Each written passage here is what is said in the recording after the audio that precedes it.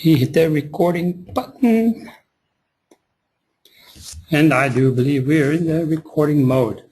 So this is a presentation I've never given before because I just finished it up earlier this morning. And by finish up, I mean I just started putting it together. I've kind of thought it through, but it applies to everyone here, and it's good practice for me. I hope you don't mind. I'm talking about thought leadership.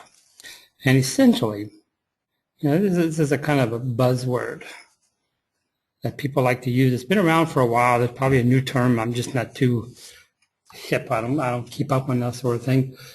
But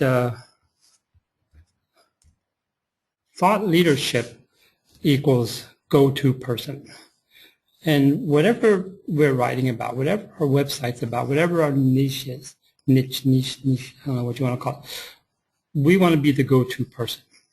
We want people to find us, to rely on us, to ask us, we want people to think of us as their hero. They're not in the, the romantic sense, but they have a problem. They have obstacles to overcoming that problem. Zippity-doo-dah, here comes the hero. You can solve that problem for them, whether it's, I want to travel here and I don't know where to start. Oh, this person can help me. Or, I've got this new gadget. I don't know how to use it. Oh, here's somebody who understands me.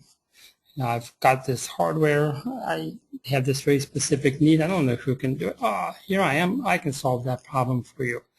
I'm the go-to person. You can depend on me to lead you through the process of solving your problems. I am your leader. I am the thought leader. Thought leader goes a little bit beyond that, in that other people in the same industry begin to look up to you as well. So, I don't want to belabor the point, but there might be different degrees. I don't know. I don't really care about those sort of things. All I know is that when you have a solid online presence that solves people's problems, you become their leader. You become the person who does the thinking for them and leads them through their difficulties, solves their problems for them. And so the topic I'm speaking on tonight is 5 ways to become a thought leader. And so I thought I'd share, some of the things I've got going on here with you all, and as a practice round for what I'm going to tell the people later on tonight. I almost thought about recording it live tonight instead of doing it now and doing it later. But here we are. I belong to you. So the first part of this is a little bit self-serving. I apologize for that, but the reason I'm doing it is because I want to show you what I'm telling you is from experience, not from hearsay. It's not theory. It's not, well, if this, then that kind of stuff. It's actually, trials by fire that I've gone through and steps that I've taken to do that. So from thought leadership, we're going to go here to, there's several different ways to become a thought leader. Actually, I can think of maybe 2. One is to write. The other one is to speak. And of course, there'll be some combination of those 2 would make it a third way, writing, half speaking, or some percentage writing, some percentage speaking. So you can write and you can speak. And then a third way that I've come up with, that I've thought about, is for other people to speak of you or write about you. Does that make sense? So I can write. This is, my big spiel. I advocate writing and creating an online presence because I always say it's easier for people to find you than it is for you to find them. So write good, solid stuff, and people will find you. Another way to do that is to speak. Here I am. People invite you, say, come talk to us, and I'm going to go talk to them, and they hear us talk.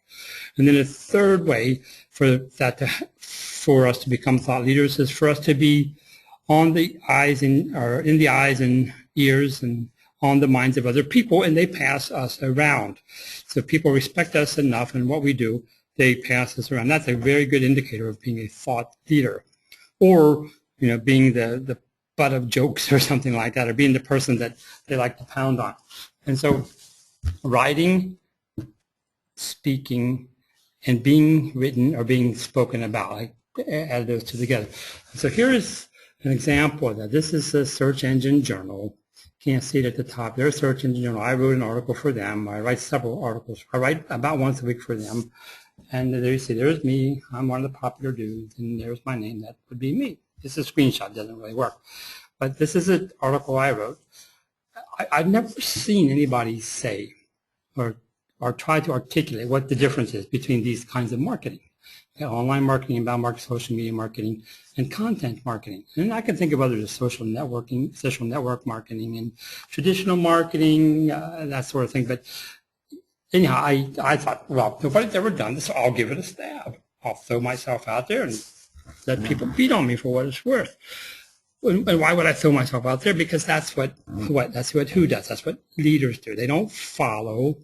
I'm not a thought follower, although, no, I'm not a thought follower. I don't sit around and read what other people are thinking. Well, I better think like that too. I'm more inclined to sit down and think real hard and throw myself out there and take a beating and then rework my thinking and then throw it back out there and then take a beating and then rework and throw it back out there. I don't want to be a thought follower. I want to be a thought leader. So this is one example of an article I threw out there. But here's where I wanted to point. This is a writing thing, right? Writing. But here comes the share factor. It's been shared 1,100 times, more than 1,000 times, 600 on Twitter, 200 on Facebook. You can see the numbers. It's been shared.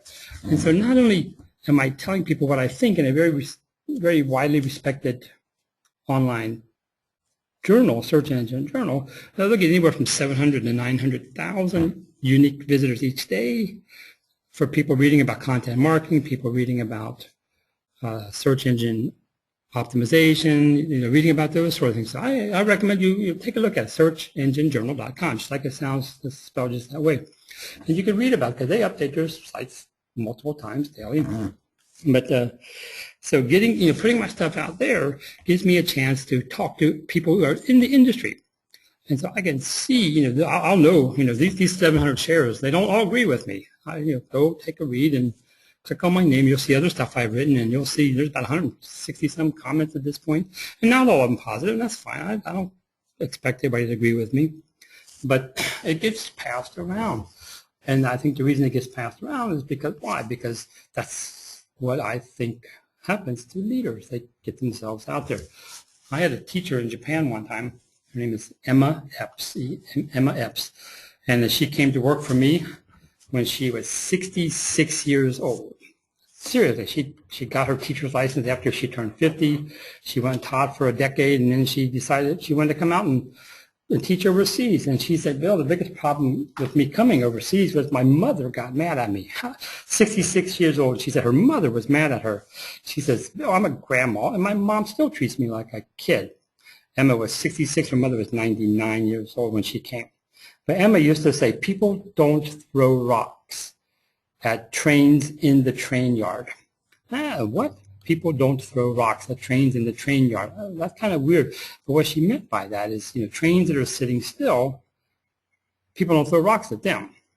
When the train's going down the tracks, people throw rocks because the train's out there moving around, moving along. And so you see, sir, there's that leadership function. So speak, write, and get spoken or get written about. Here's another example. How long does it take? You can see 1,000 shares. Here's an interesting number, 568. On one of these articles, I actually went to all the Twitter people. I wanted to go see who was actually tweeting about this, and I went through them one by one, put them all in an Excel spreadsheet, and added them all up. So 560 people, how many pairs of eyeballs does that mean?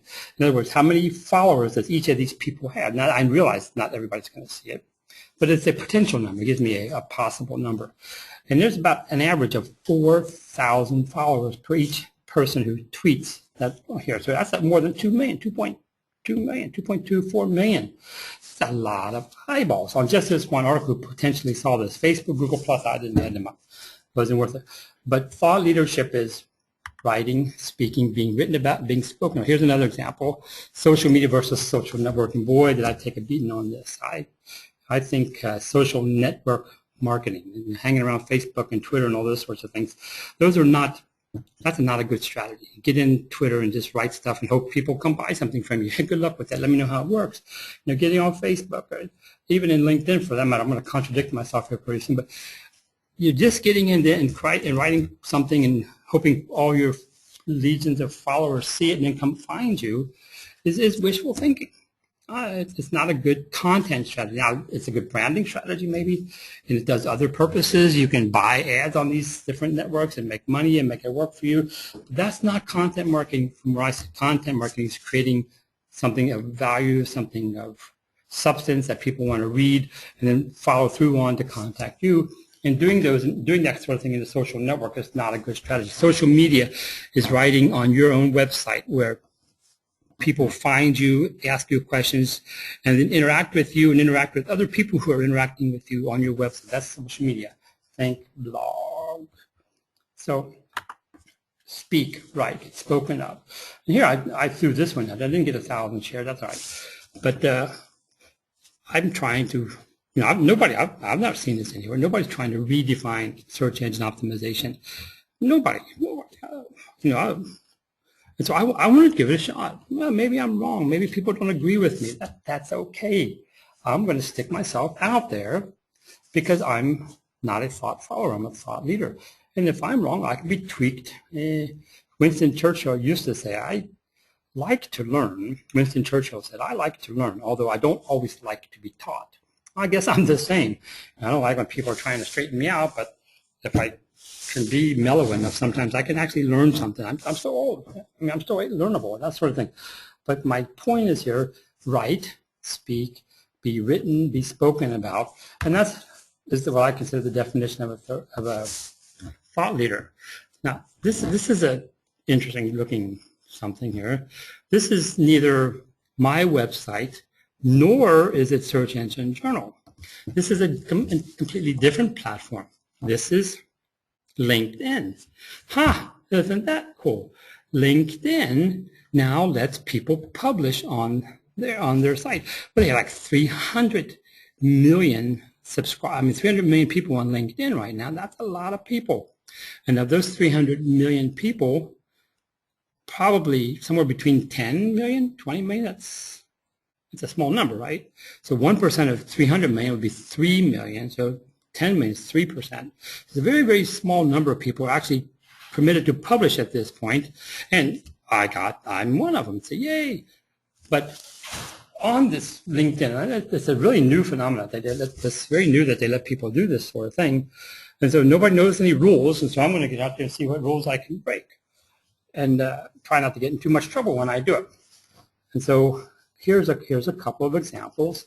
One is which is better for content marketing. So I only have 1,400 followers, but look how many eyeballs saw that. Now, not all my people, all the people who follow me saw that, but look how many different pairs of eyeballs. And I do the speaking things. I'm trying to do this. I've only done this a couple of times. Didn't do very good. I'll keep trying. But here I'm writing quality, blah, blah, blah. Let's say that a lot. Quality, longevity, consistency, that's one thing. And then today, yesterday I published a social media beats social networking. And it's getting a little movement here, 450 people so far in just about a half a day. But the content I put here is the same stuff that I put on Search Engine Journal. Bill's broken all the rules. He's playing around on the social networks and he's using duplicate content. Throw stones at him, rocks and clubs and all that sort of thing. Well, first of all, I have a very controlled audience on LinkedIn. So I'm writing to people only within that specific network. And I'm not interested in search engine findability. I'm interested in linked engine search findability. And so, isn't that interesting? I can take my duplicate, I can take my content that I've posted elsewhere, stick it over here and get some more miles out of it. People often ask, how can I repurpose my content? Well, here's a good way to do it. See, if I were interested in being found by search engines, I would never duplicate content and put it on another website somewhere because that won't work. It'll poison the site eventually. But what I want to do is I can use it here on LinkedIn. And again, I have a very, very specific niche group that I've been trying to grow for a very long time, just very patiently letting people say, I want to connect with you, and Bill says, I want to connect with you, that sort of thing. But here's a very solid way to establish yourself as a thought leader, or to be knocked down. Say, okay, back in your cave, you monkey. We don't want you out here in front of us. But repurposing content on other places that will allow you to post duplicate content is a good place to put your information, to get yourself out there. And I think LinkedIn is a very good choice for doing that because it's a business network and this is a business topic that I'm dealing with. So there's another way. Write, speak, be written about or be spoken about, right? That's how you establish yourself as a thought leader. Speak. So later on this month, it's what I don't know what it is today, May 12th. I think May 12th. And so later on this month, May 29th, I'm going to go to Singapore. Yay! The national government, the National Library of Singapore, actually, they belong to the national government, but the National Library of Singapore has invited me to come to Singapore. Say, yay, we fly all the way to Singapore and be stuck in the back of an airplane. I wish they were a little bit richer and flew me in the front of the airplane, but they don't. That doesn't matter. So I'm going to be there for actually several days. And there's the topic, global readership, how to get global readership, how to market and monetize your content. Everybody, I've got a book. How do I get people to read my book? I wrote a book. I want people to read my book. And then I have a session on branding, how to brand yourself, how to use all the networks. It's kind of like what I'm talking about here, but a little bit different twist to it. But the point is here, so not only do you write, but when you write, you get asked to speak. People come looking for you and say, wow, look at you. How do I know you're somebody? Because I looked for you and I found you, so you must be somebody. So not only do you write, you get to speak. So you look for such opportunities within your world, within your industry. You either, in the beginning, you look for those opportunities, you volunteer yourself, you get yourself out there in what they call the rubber chicken circuit, where they feed you chicken dinners and you talk your heart out, and you do it for free, or a rubber chicken. And then eventually it begins to turn itself around, and then they start inviting you. So I don't know how many times in my life I've spoken for free. Who can count that high? But now I don't speak for free all the time. I still do it sometimes, but I don't do it all the time. So when you put yourself out there, when you not only write now, but when you speak, other people begin to write about you and speak about you. And that's how you become a thought leader, by getting yourself out there. And so I'm going to Singapore on May 29. I'll fly. It takes me 2 days to get there, 30 some hours, I don't know. But while I'm there, I'll be there for 3 days at this conference in Singapore. And then the day after, I've made a contact via LinkedIn. How about them potatoes? And he's got me going to speak twice in Singapore the day after, once in the morning at a business group, once in the evening at a business group. And then we're going to wake up the next day, and then he and I are going to fly to Jakarta. Wow, look at that. It's less than about 2 hours away, hour and a half away, I don't know. We're going to fly to Jakarta and speak to 2 business groups there. And I met this guy. Oh, no, I'm sorry. Not this one wasn't LinkedIn. I met him via Meetup. Meetup. Wow, how about them days? Meetup's a great way to get yourself out there. I should put this in my present. That's a good idea. I'll do that. But when people search and find you because of what you do, you get invited to go there. And that's exactly what's happened here. Write, speak, get written about, get spoken about. Okay, I wish they'd suck my belly in here, but I can't help that. So this is a cruise ship lecture. You can see it looks like the inside of a cruise ship, which is where it is. There's the window outside. If you could see through there, there'd be ocean. There'd be the Atlantic Ocean out there. And then there's a screen on this side. There's a screen just like that on my left side, and behind me there's a great big screen. This doesn't work. It's dead. I could put a live one in there next time. But now the cruise ships say, Bill, I got an email. It said, where in the world would you like to go, Mr. Blue? So I could, pick anywhere I wanted to go. And so they put me on this transatlantic cruise. And I spoke for 5 times talking about social media to these guys. Many of them old enough to be my parents. Some of them my peers, but most of them old enough to be my parents. Point being, when you become a thought leader, people begin to ask you what you think in the most unusual or unique places. And here's another example. I'm going to say it again. Write, speak, get written about, get spoken about. Twitter. Yeah, I realize I contradicted myself. I think Twitter and all these places are fundamentally a waste of time. Now, the caveat there, it's a waste of time if all you do is get on there, write something, and hope people will come find you. If all you do is get on Twitter and write stuff and hope people will find you, give it up. All you do is get on Facebook and write stuff and hope people will find you, give it up. Same with Google Plus, same with LinkedIn. All you do is get on there, write stuff and hope people will find you, give it up. I was speaking, look at that, write, speak, be written to be spoken of. I was speaking at a conference in Phoenix, a bunch of WordPress developers, a bunch of nerdy little round people with glasses, that sort of thing, and pimples. And when I got done, this guy here, I can't say his name. I would say I was trying to protect it, but I wasn't. I just forgot to put the name on there. This is Matty. He lives in South Africa. So he gets on and he says, wow, Bill, you're cool. That's not what's important. What's important is the next tweet I got from him. If you're interested in flying to Cape Town, South Africa next year, we'd love to have you. And so, well, by golly, I did some due diligence. We went back and forth. I actually did it on Twitter. And then we eventually moved to email for more details. And then October of this year, going to fly to Cape Town.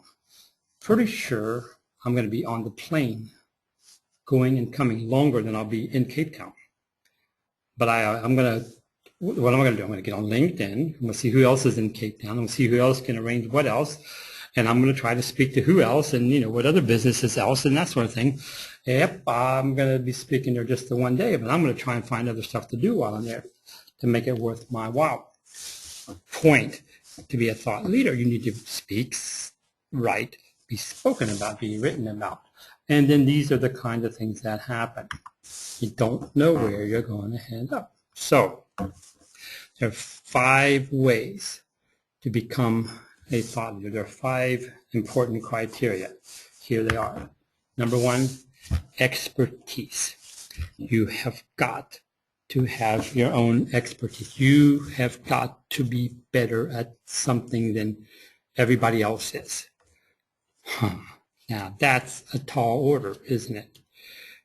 So how do you know whether your expertise is worthy of leadership? How do you know that what you're writing and what you're speaking about makes you a leader or not? Is there a criteria? Is there a test for that sort of thing? In other words, how do I distinguish myself from everybody else in my industry or in my field or in my purview, in my bailiwick, that kind of thing? And the answer to that question is this. You will know that you have become an expert in your area when you have something to add to your industry that nobody else can add. You have something to contribute that nobody else can contribute. Wow, that's, I think, is the test. Now, let me give you an example. Well, I can go back to the slide I was showing you before, the new definition of search engine optimization.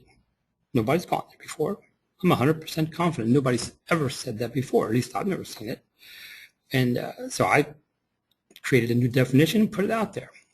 I've drawn some lines between online, inbound, search, content marketing. I've drawn lines. This goes on this side, that goes on that box, this one goes in that circle, and this one stands alone, that sort of thing. And so I make a contribution. I say things that nobody else has said before. I do things that nobody else has done before. I add things that nobody else has added before. And that's what I think is the definition of an expert. You earned your right to say things, to put yourself out there and allow for a critique. Expertise is important. If you're not an expert, you'll never be a leader. Number 2 is think. Think. Okay, well, Martin Luther King Jr. once said, nothing pains some people more than having to think. Well, if you haven't racked your brain, if you haven't mulled over, if you haven't gone into deep thought, if you haven't fallen asleep pondering your niche topic, if your industry has not awakened you in the middle of the night or some other time because of things that are going on, you're not spending enough time in your industry.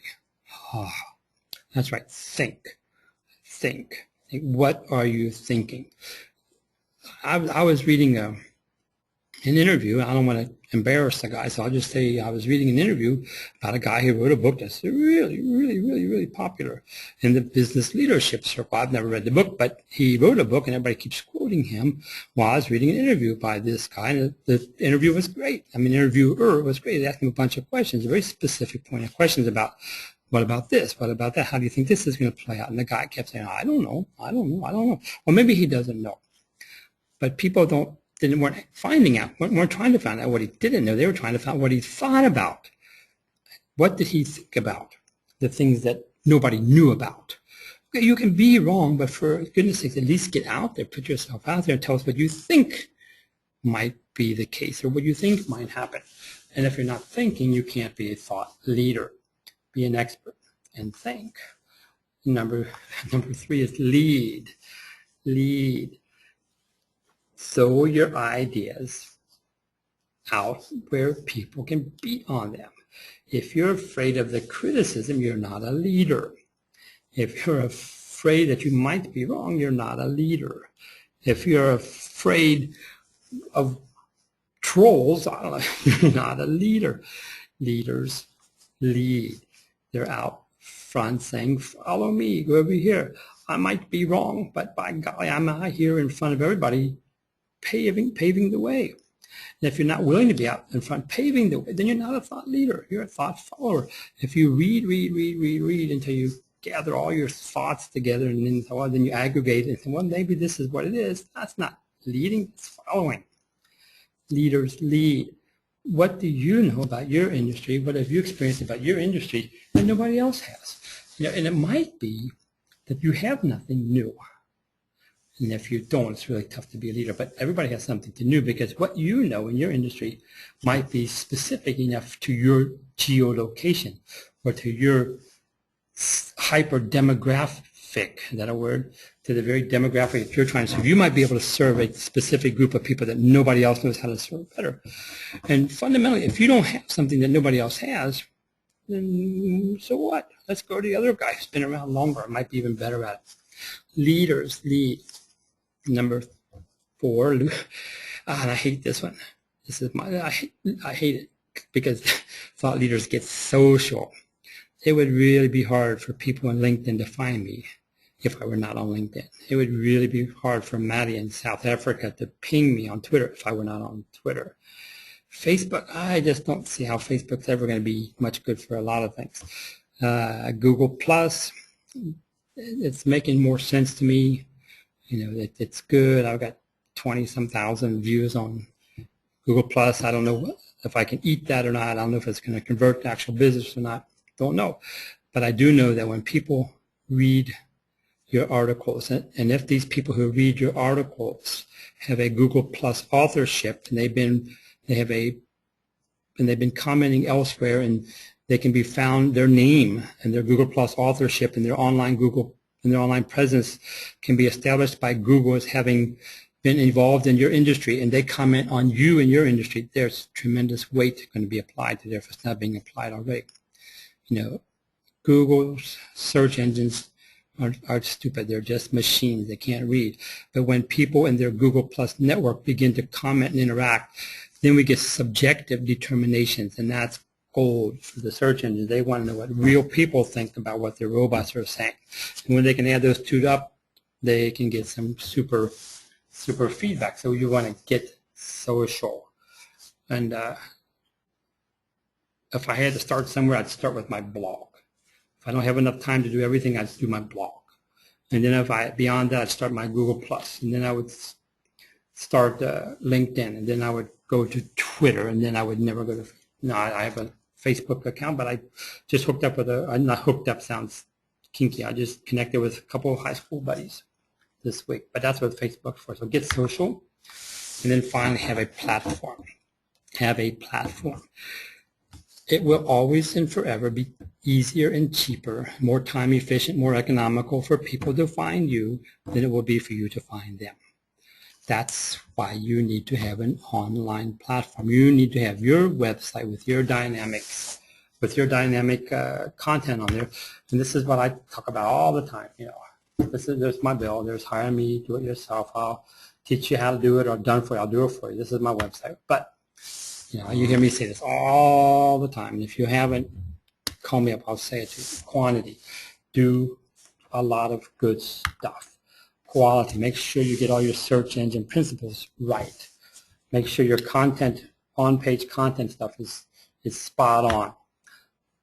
Do it consistently well and stay with it for as long as necessary. Quantity. Do more content than the next guy. Do quality. Do it better than the people you're trying to reach. Consistently. Do it more often than your competitor. And then longevity. When your competitor gets tired, don't get tired. Stay with it. When you add those 4 things to your website, you can build an absolutely rock-solid platform. And if you don't have enough time, start here. If you don't have enough time, start here, and then go social, right? And then work your way backwards, right? Then go social. Then be a leader. Then you start thinking, right? And then you start putting yourself out there. That's what I would do. And then when you do all those things to your website, here's what happens. Dun, dun, dun. Yeah. So I'm going to, as I mentioned earlier, I'm going to Singapore. And one of the guys I'm working with there, Ian's his name.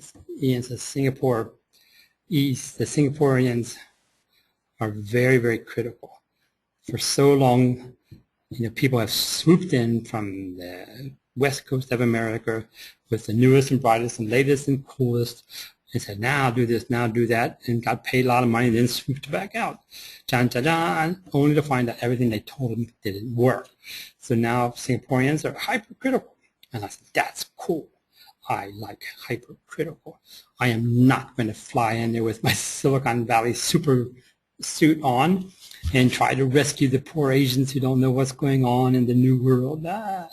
And so my super illustrator son created my alter ego. There's my Silicon Valley dude. I need to have a name for him. So if you got a good idea, send me a name for him.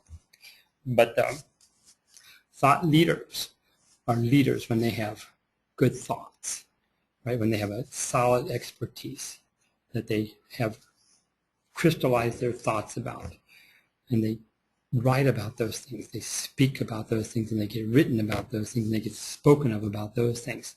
When you do that, you are a thought leader. All right, that's my spiel, and I'm sticking to it. Let me see if there's any questions here. Any questions?